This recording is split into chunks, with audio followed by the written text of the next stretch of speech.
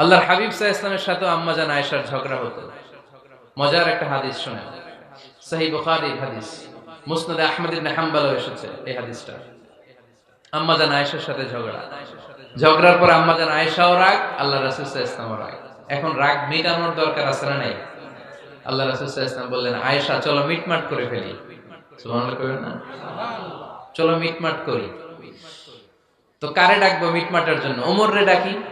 আম্মা জান আয়েশা বলে, না, ওমর গলিব, ওমর খুব মেজাজ ওয়ালা, আমার ডর লাগে। তোমার আব্বারে ডাকি। আব্বারে ডাকেন, আব্বারে ডাকেন। খুশি হয়ে গেছেন আম্মা জান আয়েশা রাদিয়াল্লাহু। আবু বকর রাদিয়াল্লাহু চলে আসলেন, দাঁড়ালেন। এবার বিষ্ণু সাল্লাল্লাহু আলাইহি ওয়াসাল্লাম বললেন, তাতাকাল্লিমিন আও আতাকাল্লাম, কি ঘটছে আমাদের মাঝে, তুমি বলবা না আমি বলবো? আম্মা জান আয়েশা বললেন, তাতাকাল্লামু আনতা ওয়ালা তাকুল ইল্লা হাক্কান, আপনিই বলেন তবে সত্য ছাড়া মিথ্যা বলেন না। আবু বকর রাদিয়াল্লাহু তাআলা আনহু শুনে রেগে গেলেন, কি এ কেমন কথা তোমার? নবীকে উদ্দেশ্য করে তুমি বলছো সত্য ছাড়া মিথ্যা বলবেন না, নবী কখনো মিথ্যা বলবে নাকি? রেগে মেয়ের গায়ে মেরেছে এক চড়। চড় খেয়ে আম্মা জান আয়েশা উল্টে পড়ে গেলেন। সাইয়েদনা আবু বকর রাদিয়াল্লাহু তাআলা আনহু রেগে গড়গড় করতে লাগলেন, আবার মারার জন্য উদ্যত হলেন। আম্মা জান আয়েশা রাদিয়াল্লাহু তাআলা বাঁচার জন্য এবার বিশ্বনবীর পিছনে যে আশ্রয় নিলেন। সুবহানাল্লাহ পড়বেন না? বিশ্বনবী সাইয়েদনা আবু বকরের সামনে দুই হাত মেলে এভাবে দাঁড়িয়ে গেলেন। আল্লাহর হাবিব যখন আম্মা জান আয়েশাকে বাঁচানোর জন্য দুই হাত উঁচু করে দাঁড়িয়ে গেলেন, সাইয়েদনা আবু বকর থেমে গেলেন। সাইয়েদনা আবু বকর এই পরিস্থিতি দেখে ঘর থেকে বের হয়ে ঘরের বাইরে দাঁড়ালেন।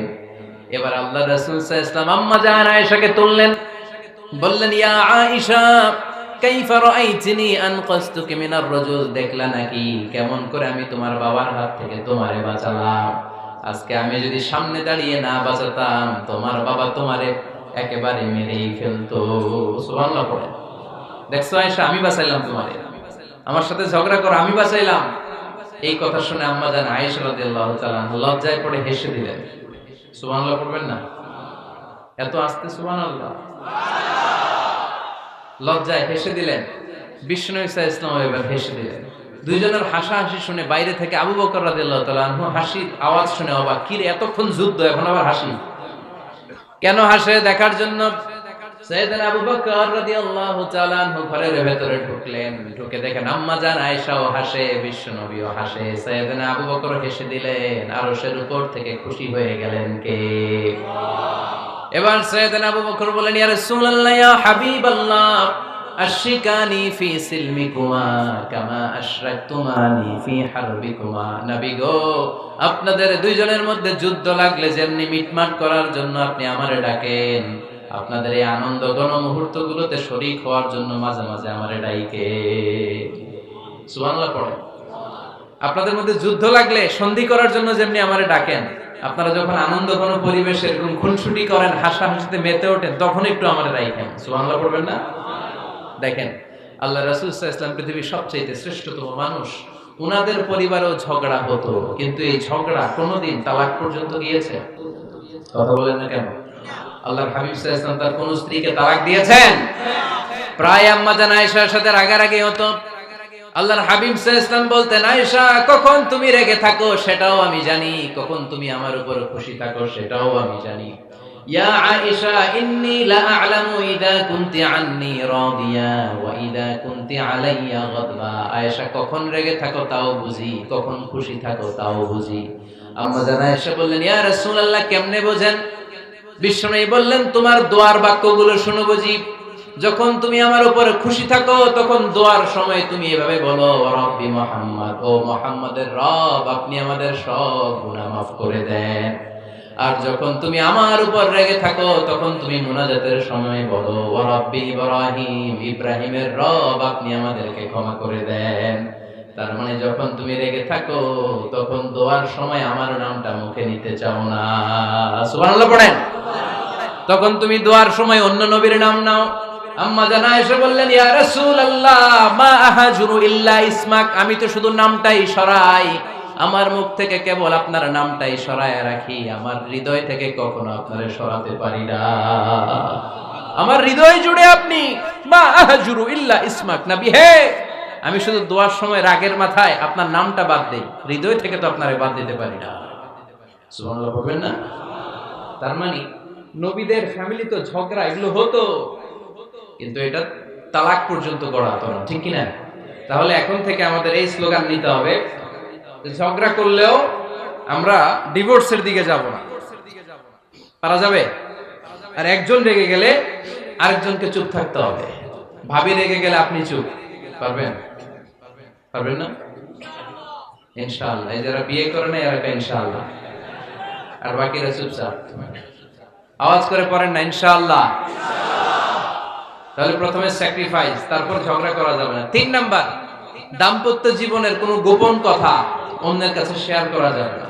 হাদিসে এসেছে, এটাকে বলা হয়েছে আ'যামুল আমানা, এটা সবচেয়ে বড় আমানত। যারা দাম্পত্য জীবনের একান্ত বিষয় কারোর সাথে শেয়ার করে তারা সবচেয়ে বড় কবিরা গুনাহ করে। আশরারুন নাস বলেছেন বিশ্বনবী এদেরকে, সবচেয়ে নিকৃষ্ট মানুষ। ইয়াউমাল কিয়ামাতি মানজিলাতান, আল্লাহর কাছে কিয়ামতের দিন সবচাইতে নিকৃষ্ট হয়ে দাঁড়াবে ওই দম্পতি, ওই নারী কিংবা ওই পুরুষ। তুফদি ইলা যাওজিহি ওয়া ইউফদি ইলা যাওজিহা সুম্মা ইউনশিরু সিররাহা, তারা একান্ত সময়ে ফিজিক্যাল ইন্টিমেসিতে যা করে এটা পরে মানুষের কাছে বলে বেড়ায়। এরকম আছে না নাই? খবরদার, এটা বড় কবিরা গুনাহ। অনেক বোনরা একসাথে হলে দাম্পত্য জীবনের বিভিন্ন গোপন বিষয় নিয়ে কথা বলে, আছে না নাই? অনেক পুরুষরা একে অপরের সাথে, বন্ধুদের সাথে বিভিন্ন বিষয় নিয়ে শেয়ার করে, এটা এমন ওইটা এমন, এগুলো বলা যাবে? আসিবাউ হারাম। দাম্পত্য জীবনের সব বিষয়, স্বামীর সব বিষয় স্ত্রীর কাছে আমানত, স্ত্রীর সব বিষয় স্বামীর কাছে আমানত রেখেছে কে? দাম্পত্য জীবনের এই প্রাইভেট লাইফের কোনো কিছু কিয়ামত পর্যন্ত অন্যের কাছে প্রকাশ করাকে হারাম ঘোষণা করে দিয়েছে কে? এজন্য খবরদার আমার বোনেরা, একসাথে মহিলারা হলে পেটের কথা পিঠের কথা সব বের করে দেয়, আসরা নাই? কিছু থাকে না, সব বের হয়ে যায়। খবরদার, সব বললেও দাম্পত্য জীবনের কোনো কথা শেয়ার করা যাবে? আমার ভাইয়েরা খবরদার, আপনাদের দাম্পত্য জীবনের কোনো কথা আপনার বন্ধুর সাথে শেয়ার করতে পারবেন না। এগুলো ফ্যামিলি শান্তি নষ্ট করে, দাম্পত্য জীবনের সুখকে নষ্ট করে। তাহলে 3 নাম্বার, প্রাইভেসি বজায় রাখবে, এটা দুজনেরই দায়িত্ব। 4 নাম্বার, অহেতুক সন্দেহ পরিহার করবে। অনেক স্ত্রী আছে হাজবেন্ডের খালি সন্দেহ করে, এই ওদিকে তাকাইলা কেন, ওই মেয়ের দিকে তাকাইলা কেন, মোবাইল দেখি, মোবাইল দাও, ফেসবুকের পাসওয়ার্ড দাও, ঢুইকা দেখি মেসেঞ্জারে কার সাথে চ্যাট করছে, আছে না নাই? এই সন্দেহ ঘরটারে জাহান্নামের টুকরো বানিয়ে ছেড়েছে। অহেতুক সন্দেহ করবেন না। আবার ভাইরা ভাবিদেরকে অহেতুক সন্দেহ করবেন, এই ওদিকে গেলা কেন, ওদিকে তাকাইলা কেন, এটা করলা কেন, ওইটা করলা কেন, দেখি তোমার মোবাইল, তোমার মোবাইলের গ্যালারি দেখি, লক করে রাখছো কেন, লক খোলো, আছে না নাই? অহেতুক সন্দেহ ফ্যামিলিটারে জাহান্নামের টুকরা বানিয়ে দেয়। হ্যাঁ, ভ্যালিড কোনো অপরাধ যদি স্বামী করে ফেলে, ভ্যালিড কোনো অপরাধ যদি স্ত্রী করে ফেলে, পরকীয়ার কোনো বিষয় যদি প্রমাণিত হয়, বসেন, কনসাল্ট করেন, একে অপরের সাথে কথা বলেন, জিজ্ঞেস করেন। কিন্তু অহেতুক, আমি অনেক ফ্যামিলি এরকম দেখেছি, আমার কিছু বন্ধুকেও আমি দেখেছি যে এদের অবস্থা খুব খারাপ, খালি সন্দেহ করে, আছে না নাই? এই সন্দেহের রোগটা বড় রোগ, এই রোগ থেকে বেরিয়ে আসতে হবে। অহেতুক সন্দেহ করা যাবে না। 5 নাম্বার, হাজবেন্ড ওয়াইফের দায়িত্ব হচ্ছে একে অপরের সহযোগী হতে হবে, সহকর্মী। আল্লাহর জান্নাত পাওয়ার ক্ষেত্রে একে অপরের সহযোগী। আপনি একা জান্নাতে যাবেন, ভাবি জাহান্নামে, এটা আপনি চান? জি না, আওয়াজ নাই অঙ্গ গলায়। আপনি এটা চান? ভাবি একা জান্নাতে যাবে, আপনি যাবেন না, এটা ভাবি চায়? চায় না। তাহলে গেলে একসাথেই যান না, একসাথেই যান, একসাথেই যাবেন, আলাদা না। এজন্য আল্লাহর আনুগত্যে, আল্লাহর ইবাদতে, দাম্পত্য জীবনে একে অপরের সহযোগী হতে হবে। স্বামী ভুল করলে স্ত্রী সুন্দর করে শুধরে দিবে, স্ত্রী ভুল করলে স্বামী শুধরে দিবে। ফজরের সময় স্ত্রী হাজবেন্ডকে ডেকে দিবে, উঠতে না চাইলে ঠান্ডা পানির ছিটা দিবে। কারণ জান্নাতে একা যাওয়া যাবে না, গেলে দুইজনই যাব। কথা কয় না? দুইজনেই জান্নাতে যাওয়ার দরকার আছে না নাই? যত বেশি আপনারা আল্লাহর আনুগত্যে আগাতে পারবেন, তত আপনাদের মহব্বত বাড়ায় দিবে কে? এই যে হাজবেন্ড ওয়াইফের ভালোবাসাটাকে বলে লাভ পিরামিড। কি pyramid? Love pyramid, like triangle, ত্রিভুজ আকৃতির। হাজবেন্ড ওয়াইফের ভালোবাসাটা ত্রিভুজ আকৃতির। The closer the couple comes to Allah, the closer they comes to each other. Husband wife যত বেশি আল্লাহর কাছে যাবে, তারা নিজেরাও নিজেদের তত কাছে যাবে। হাজবেন্ড ওয়াইফ আল্লাহর সম্পর্ক থেকে যত দূরে সরে যাবে তারা নিজেরাও নিজেদের থেকে তত দূরে সরে যাবে, ঠিক কি না? ত্রিভুজ ছিলেন আপনারা? হ্যাঁ, এই জিওয় কয়েকজন জিওয়, আপনারা ত্রিভুজ ছিলেন না? চিনি জিওয়, ঠিক আছে। ত্রিভুজের কয় কোণা?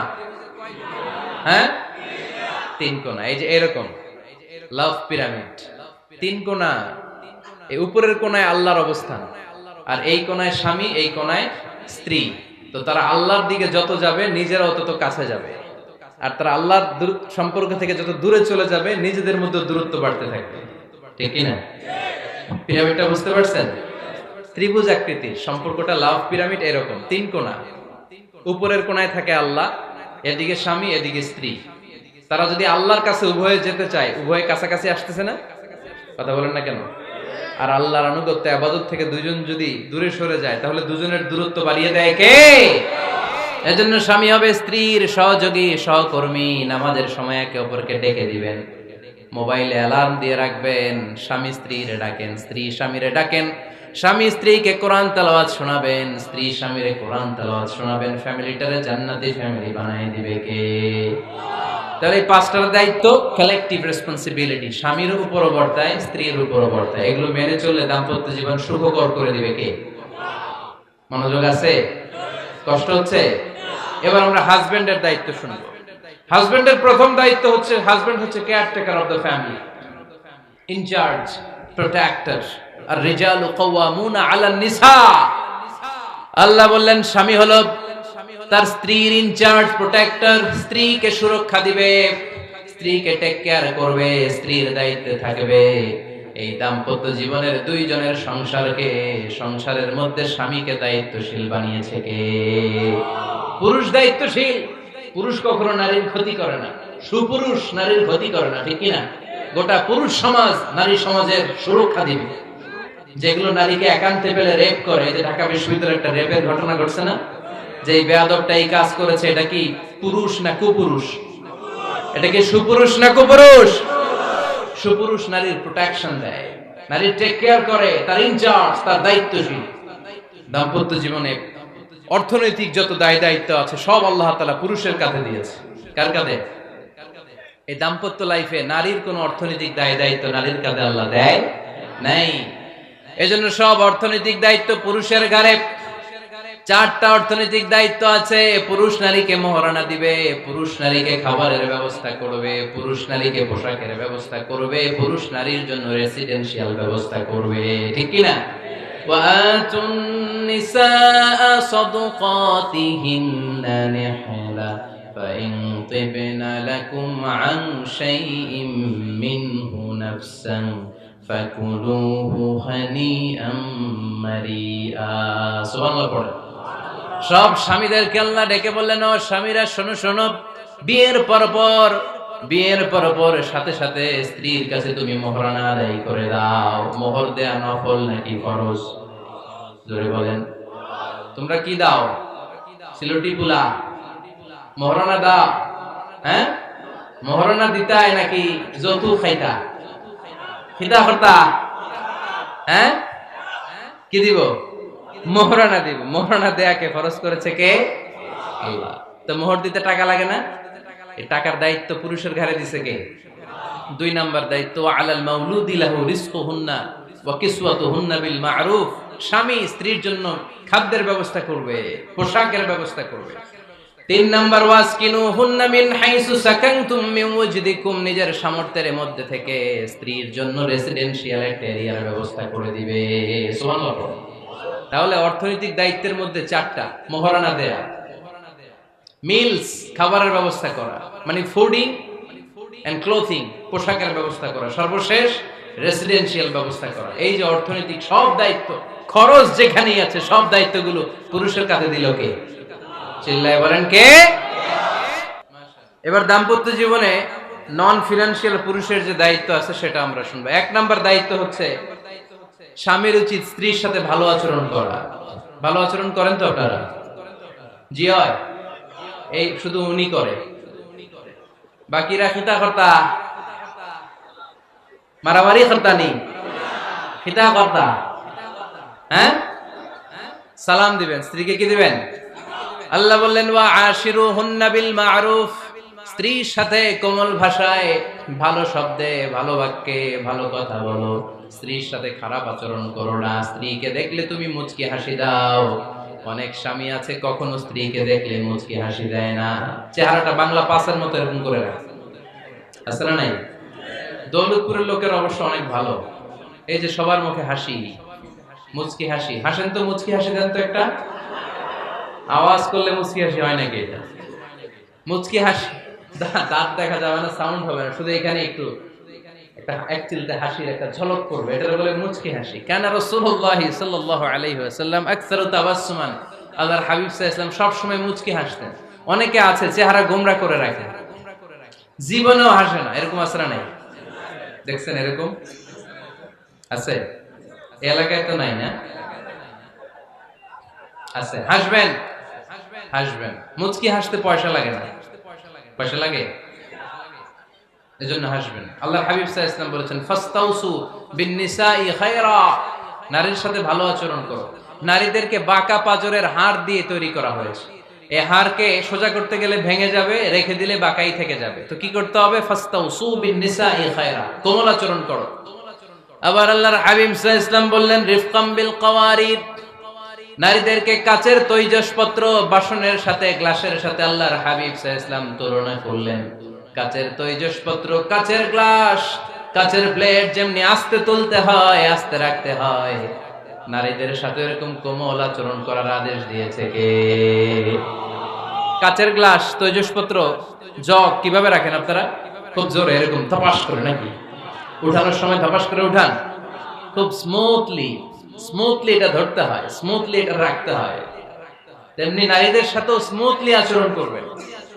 নারীদেরকে যত আপনি কোমল মোলায়েম ভাষায় কথা বলতে পারবেন, তারা তত আপনার কথা শুনবে। যত সুন্দর সুন্দর কথা, নারীকে, স্ত্রীকে বলবেন তুমি আমার সব, তুমি আমার কৈতরী, তুমি আমার ময়না পাখি, তুমি আমার সোনা পাখি। ওই যে কয় কলিজা, তার মানে প্র্যাকটিস চলে বাসায়। আর কি ডাকেন? ভাবিরে কি ডাকেন বলেন? জান।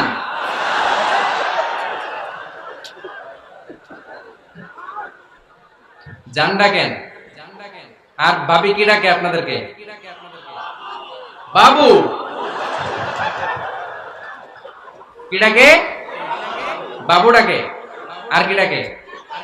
হ্যাঁ, বেবি। পোলাপান কত দুষ্ট দেখছেন, বেবি ডাকে নাকি? স্বামী স্ত্রীর মধ্যে এই সোহাগপূর্ণ, এই ভালোবাসাপূর্ণ এই ডাকাডাকিতে কোনো গুনাহ নাই, আছে সওয়াব। এগুলো দাম্পত্য জীবনকে সুখময় করে, ঠিক কি না? তাহলে স্ত্রীদের সাথে কোমল আচরণ করতে হবে, 1 নাম্বার দায়িত্ব। 2 নাম্বার দায়িত্ব, স্ত্রীর সেক্সুয়াল ডিজায়ারকে ফুলফিল করতে হবে। সেনসিটিভ, যেগুলো ব্যাখ্যা করে বোঝানো কঠিন। আপনারা বুঝবেন যারা ম্যাচিউরড, মোর দেন 18 ইয়ার্স, যারা 18 প্লাস যাদের বয়স, সেক্সুয়াল ডিজায়ার ফুলফিল করা হাদিসে এসেছে, এটা স্বামীর দায়িত্ব। ফিজিক্যাল ইন্টিমেসির সময় নিজের ডিজায়ার ফুলফিল হলেই কুইট না করা, সময় দেয়া, এটা আবশ্যক। এই বিষয়েও প্রত্যেক স্বামীর খেয়াল রাখা দরকার। সংক্ষেপে শেষ করে দিলাম। 3 নাম্বার, স্ত্রীর ব্যক্তিগত বৈধ কাজে স্বাধীনতা দিতে হবে স্বামীর। অনেক স্বামী এই ছোট্ট বিষয় নিয়ে মারামারি লাগায় ফেলে ঘরে। স্ত্রীর ব্যক্তিগত বৈধ যে চয়েস, এটাতে আপনি স্বাধীনতা দিবেন। স্ত্রীর মনে চায় রান্না বান্না শিখতে, আপনি বললেন তুমি কম্পিউটার শিখো, কিলাকিলি আছে না নাই? স্ত্রীর মনে চায় কাঁথা সেলাই শিখতে, নকশি কাঁথা, আপনি বললেন না তুমি ল্যাঙ্গুয়েজ শিখো, ঝামেলা আছে না নাই? না, আপনি একটা ইন্ডিভিজুয়াল, আপনার স্ত্রী আর একটা ইন্ডিভিজুয়াল, প্রত্যেকের আলাদা ব্যক্তিগত রুচি, চাহিদা, মতামতের গুরুত্ব আছে না নাই? এজন্য প্রত্যেক স্বামীর উচিত স্ত্রীর বৈধ ব্যক্তিগত যে কাজ, অবৈধগুলা না। আবার স্ত্রী বলল যে জি বাংলা দেখবো, তুমি একটা টিভি নিয়ে আসো, আনা যাবে? কথা বলেন। স্ত্রী বলল চলো পহেলা বৈশাখে আমরা নাচানাচি করব, তুমি আর আমি মিলে, এটা মানা যাবে না। স্ত্রীর ব্যক্তিগত বৈধ কাজে স্বাধীনতা দেয়া। আম্মা জান আয়েশা রাদিয়াল্লাহু তাআলা আনহা বলেন, ওয়া কানা লি সাওয়াহিবু ইয়ালআবনা মাই, বুখারীর বর্ণনা, আমি যখন আল্লাহর হাবিব সাল্লাল্লাহু আলাইহি ইসলামের বাড়িতে বউ হয়ে আসলাম, আমার কিছু খেলার সাথী ছিল। আমি কাপড় দিয়ে পুতুল বানাতাম আর ঘোড়া বানাতাম, এগুলো দিয়ে খেলতাম। আমার সাথীরা আসলে রাসূল সাল্লাল্লাহু আলাইহি ইসলাম ঘরের পর্দা নামিয়ে দিয়ে আমার জন্য ঘরটা ছেড়ে দিত। সুবহানাল্লাহ কইতে বললেন না? আল্লাহর হাবিব সাল্লাল্লাহু আলাইহি ইসলাম কখনো বলতেন না আয়েশা তোমার বান্ধবীরা যেন ঘরে না আসে, কখনো বলতেন না আয়েশা আমি নবী মানুষ, তুমি নবীর বউ, তুমি কেন পুতুল দিয়ে খেলো, তুমি যেন কাপড় দিয়ে পুতুল বানাও, কেন ঘোড়া বানাও, এগুলো বন্ধ করো। কোনদিন বিশ্বনবী আম্মা জান আয়েশা রাদিয়াল্লাহু তাআলা আনহার পুতুল খেলায় বাধা দেন নাই, সাথীদের সাথে খেলাধুলায় কখনো বাধা দেন নাই। সুবহানাল্লাহ পড়ে। ছোট্ট মেয়েদের জন্য কাপড়ের পুতুল দিয়ে খেলাধুলা করা এটা জায়েজ, কারণ ছোট্ট মেয়েরা দেখবেন পুতুল বানায়, এটারে দুধ খাওয়ায়, এটার জন্য রান্না করে, এটার গোসল করায়। এটাকে ছোট্ট মেয়েদের জন্য পুতুল খেলা জায়েজ রাখা হয়েছে এজন্য, কারণ তারাই কিছুদিন হবে এই প্রজন্মের মা। তাদের সন্তানদেরকে কেমন করে লালন পালন করবে তার একটা প্র্যাকটিস খেলার ছলেই ছোটবেলায় হয়ে যায়। সুবহানাল্লাহ পড়েন। এজন্য 3 নাম্বার দায়িত্ব স্ত্রীর ব্যক্তিগত হালাল যে কাজগুলো আছে তার ব্যক্তিগত এই ভালো কাজগুলোতে আপনার স্বাধীনতা দিতে হবে, বাধা দেওয়া যাবে না। 4 নাম্বার দায়িত্ব স্ত্রীর প্রশংসা করবেন। কি করবেন? প্রশংসা। আমরা খালি দোষ খুঁজি, তোমার রান্না ভালো না, তোমার চেহারা ভালো না, তোমার বাপ ভালো না, তোর মা ভালো না, তোর 14 গোষ্ঠী খারাপ, আছে না নাই? তো এই বেটি আপনারা ভালোবাসবে? এই বেটি তো আজীবন আপনার বদনাম করবে, ঠিক কি না? কোনদিন তারে আপনি প্রশংসা করলেন না, প্রশংসা করবেন। স্ত্রীর চেহারার প্রশংসা করেন, যে তুমি সুন্দর, তুমি সুন্দরী, এরকম বলেন, খুশি হবে না? হ্যাঁ, তুমি সুন্দর তাই চেয়ে থাকি, সে কি মোর অপরাধ? কোনো অপরাধ নাই, ইচ্ছা মতো গাইতে থাকেন স্ত্রীর শানে গান, সব আছে না নাই? তবে শুধু স্ত্রীকে শোনানো যাবে, ভাবিরে শোনানো যাবে, শালীরে শোনানো যাবে, পাশের বাড়ির কাউরে শোনানো যাবে? দেখেন ইসলাম কত চেক এন্ড ব্যালেন্স। স্ত্রীকে আপনি গান শোনান, কোনো গুনাহ নাই, আছে শুধু সওয়াব। তাহলে 4 নাম্বার পয়েন্ট হচ্ছে এপ্রিসিয়েশন। সারা দিন এই মহিলাটা ফজরের পর থেকে উঠে ঘর গোছায়, মশারিগুলো খোলে, বিছানা পরিষ্কার করে, বাচ্চাদেরকে ক্লিন করে, স্কুলের টিফিন রেডি করে দেয়, বাচ্চাদেরকে স্কুলে যেতে দেয়, আপনার জন্য খাবার রেডি করে, কাপড় ধোয়, ঘরের সবাইকে দেখভাল করে। একদিনও আপনি তার এপ্রিসিয়েশন করলেন? এরকম ডাকাইত স্বামী আছে না নাই? দৌলতপুরে নাই, এখানে সব ভালো। এপ্রিসিয়েট করবেন। আমরা ভুলে যাই, একটা থ্যাঙ্কস দিতে ভুলে যাই, একটা জাযাকিল্লাহ, আল্লাহ তোমাকে জাযা দেখ, এটাও বলি না। বউ তুমি অনেক কষ্ট করেছো, তুমি অনেক দিক সামলাও, আমি আর কয়টা সামলাই, তুমিই তো দেখো, একদিনও বলে না, আছে না নাই? তার রান্নার প্রশংসা করবেন, তার কাজের প্রশংসা করবেন, তার চেহারার প্রশংসা করবেন। এদিকে তাকান, বলবেন তুমি সুন্দরী, তুমি অনন্যা, তুমি সুস্নিগ্ধা, তুমি প্রিয়ংবদা, তুমি সুহাসিনী, তুমি সুকেশিনী, তুমি সুভাষিনী, তুমি অসূর্যম পোষ্যা, মেঘ কালো কেশ, কাজল কালো চুল, হরিণের মতো ডাগর ডাগর দুটি তোমার চোখ। আহা হা হা, যে পোলাপাইন খুশি হয়ে গেছে। আহা হা, ওরা মুখস্থ রাখতেছে, বলবে এগুলা, বিয়ে করে নাই কিন্তু এখনো। তো জায়গা মতো বলবা, গার্লফ্রেন্ডে বলো না। আবার কাকে বলবা? স্ত্রীকে। পারা যাবে না? একটু এপ্রিসিয়েশন দেওয়া যাবে না? ওনাদেরকে একটু প্রশংসা করবেন। প্রশংসা পেলে নারীরা বড্ড খুশি হয়। যদি আপনি বলেন যে তোমার রান্নাটা আজকে অসাধারণ হয়েছে, দেখবেন আরেক বাটি আইনা দিতেছে, খাইতে পারতেছে না, এরপরে পাতে তুলে দেয়, আরেকটু খাও, আরে খাও না, আছে না নাই? আপনি 10,000 টাকার বান্ডিল দিয়ে আপনার বউকে যত খুশি করতে না পারবেন, রান্না মজা হয়েছে এইটা বলে আপনি অনেক বেশি খুশি করতে পারবেন। আল্লাহর হাবিব সাল্লাল্লাহু আলাইহি ওয়াসাল্লাম কখনো স্ত্রীদের রান্নার বদনাম করে নাই। সুবহানাল্লাহ পড়বেন না? আওয়াজ করে পড়েন সুবহানাল্লাহ। আজ থেকে স্ত্রীর সৌন্দর্যের প্রশংসা করবেন, কাজের প্রশংসা করবেন, রান্নার প্রশংসা করবেন, এপ্রিসিয়েশন দিবেন। পারবেন তো? তো রান্নার প্রশংসা নিয়ে যে মজার গল্পটা আপনাদের শোনাতে চাই, এদিকে তাকান, মনোযোগী হন।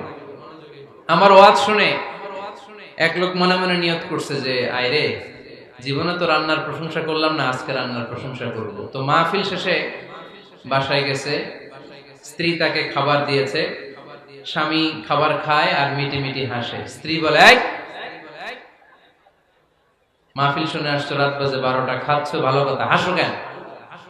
তো স্বামী বলে, হাসি এর কারণ হচ্ছে তোমার রান্নাটা আজকে এত মজা হয়েছে না জীবনে, আজকে বাড়াই বাড়াই কইতেছে, তো জীবনে এত মজার রান্না খাই নাই। রান্না মজা হয়েছে শুই না স্ত্রী তো রেগে গেছে, কি গত 10 বছর ধরে তোমার রান্না করে খাওয়াই, একদিনও রান্নার প্রশংসা করলা না, আর আজকে পাশের ঘরের ভাবি একটু গরুর গোশতের তরকারি পাঠাইছিল বাটিতে করে, পাশের ঘরের ভাবি একটু আমাদের বাড়িতে তরকারি পাঠাইছিল, তো ওই তরকারি দিয়েই তোমাকে খাবার দিছি, আজকে রান্না টান্না আমি করি নাই। তো ওই বেটির রান্না তোমার এত ভালো লাগছে, এই 10 বছরে একদিনও কইলা না, আজকে এটা কইলা, খাও খাও, তোমার মজার খাও, আর রান্ধুম না।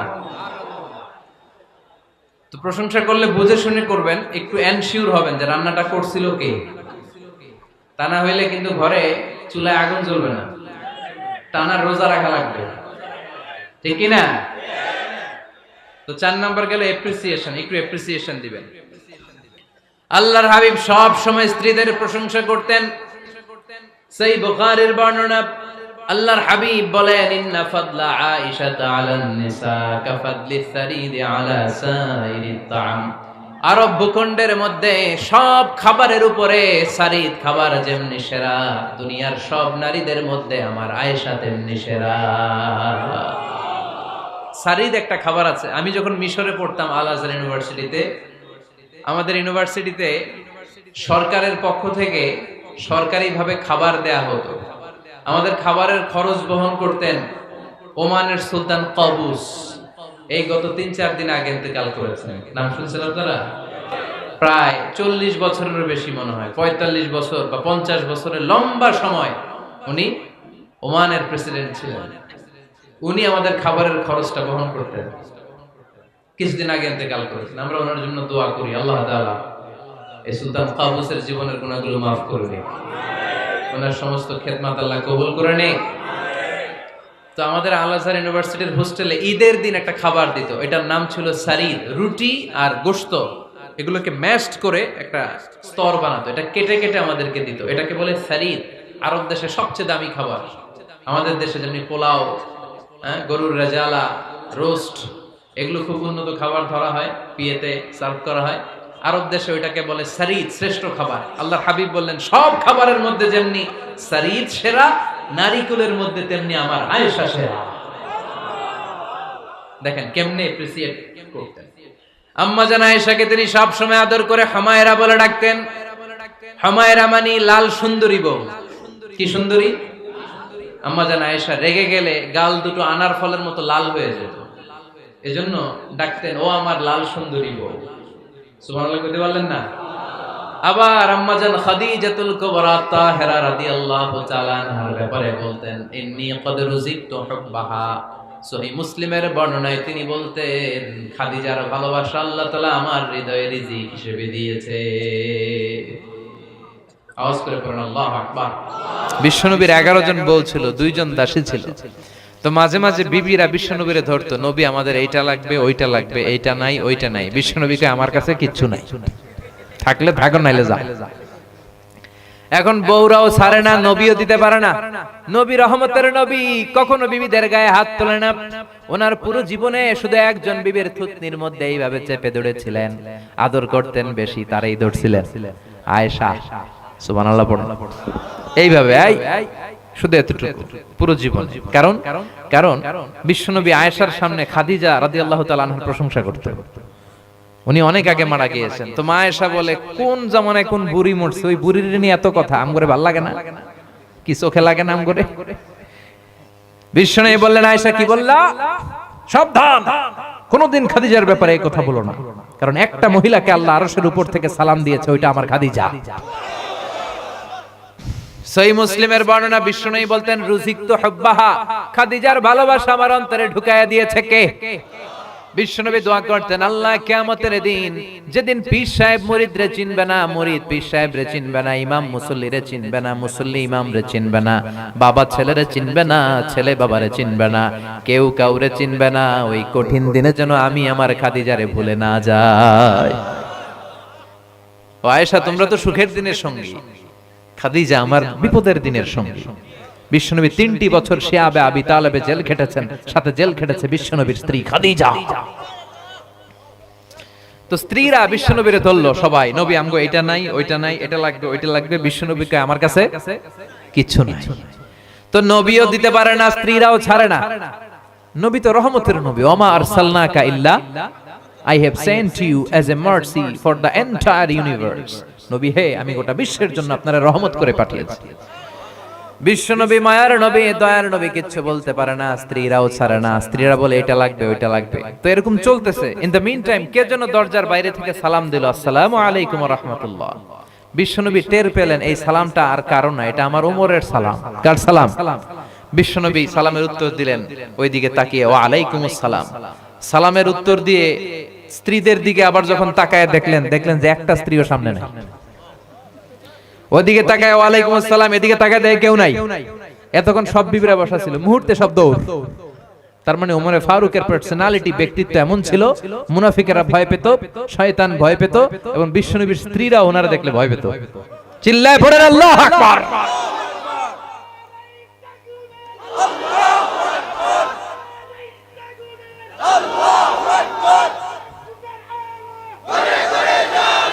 আল্লাহ বললেন, মুসা 2টা গ্লাস নাও, 2টা গ্লাসের মধ্যে পানি ভরো, আর তুর পাহাড়ের উপরে যেয়ে দাঁড়াও। ঘটনা মনে আছে? ভুলে গেছেন মনে হয়। মুসা আলাইহিস সালাম বললেন, ইয়া রাব ইয়াগলিবুকান নাওমু, আপনার ঘুমে ধরে কিনা বলেন। আল্লাহ বললেন, গ্লাস নাও, পানি নিয়ে। সাইয়েদনা মুসা আলাইহিস সালাম নিলেন।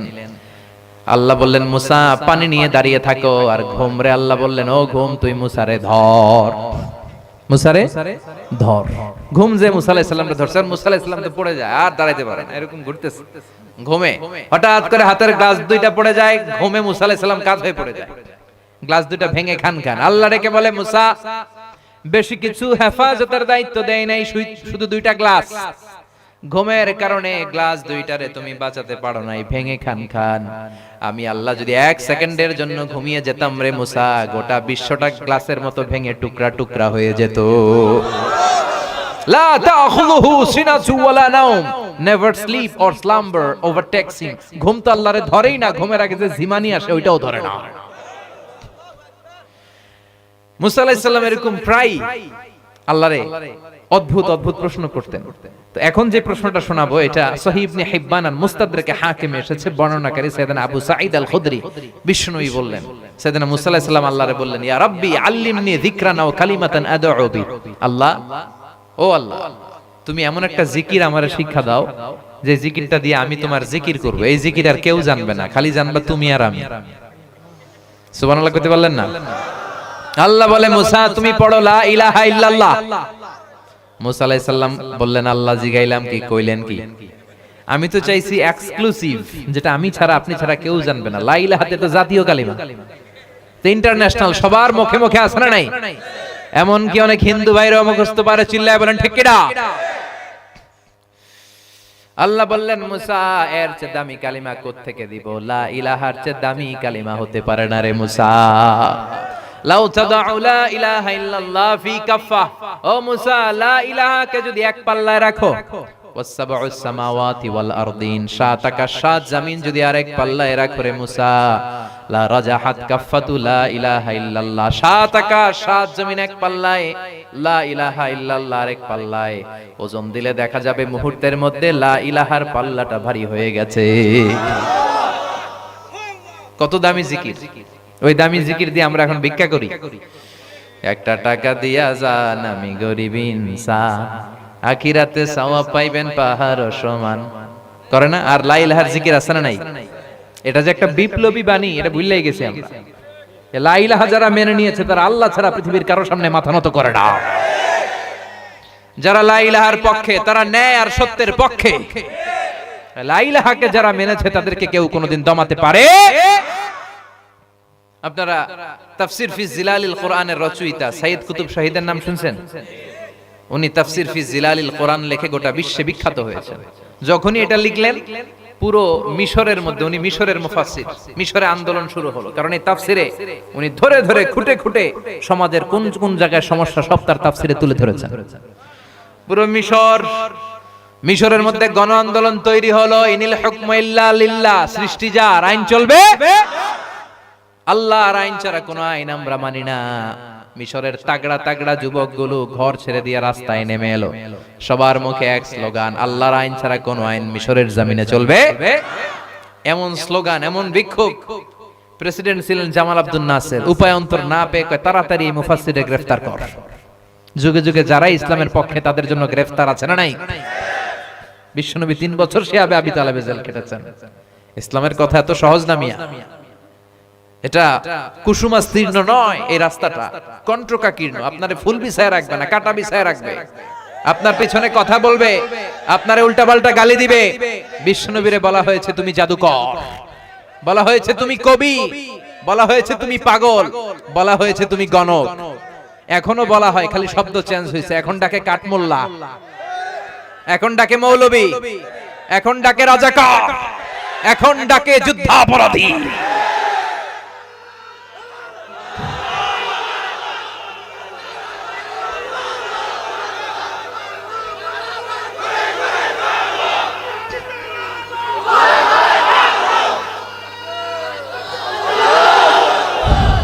ইসলামের পক্ষে কথা বললেই আপনার এরকম গালিমন্দ শুনতে হবে।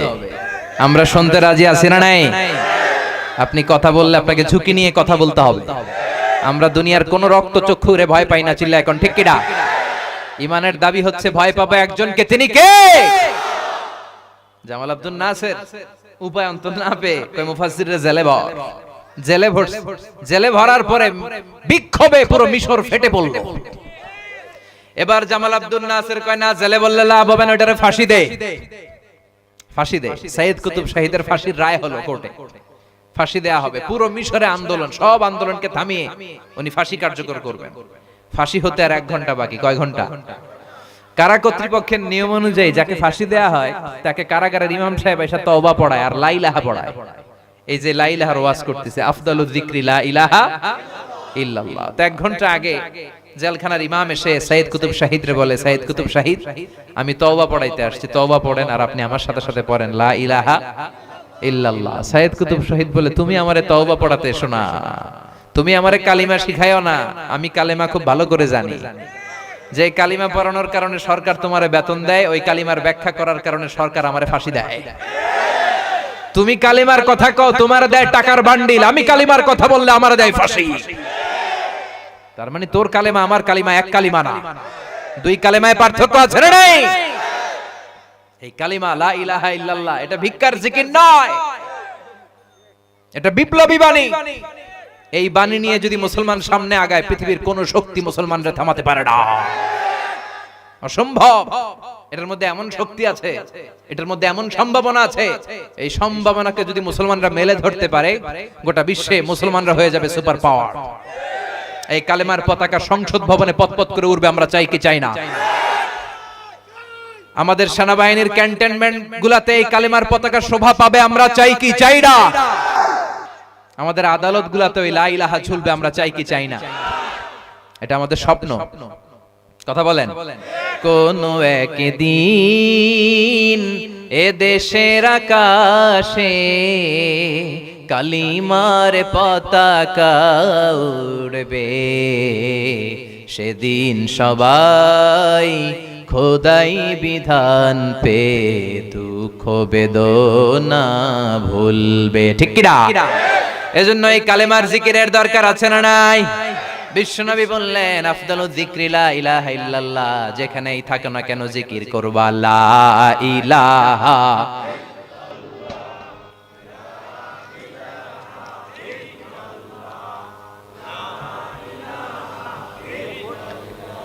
লা ইলাহা ইল্লাল্লাহু মুহাম্মাদুর রাসূলুল্লাহ সাল্লাল্লাহু আলাইহি ওয়াসাল্লাম। বিশ্বনবী বললেন, আহাব্বু যিকরি আহাব্বুল কালাম। খেয়াল করে শুনেন, খেয়াল করে শুনুন, সামনে আসরের নামাজ, খুব বেশি সময় নাই, যতক্ষণ আছি মনোযোগ দিয়ে শুনবো, ওঠা বসা করবেন না তো।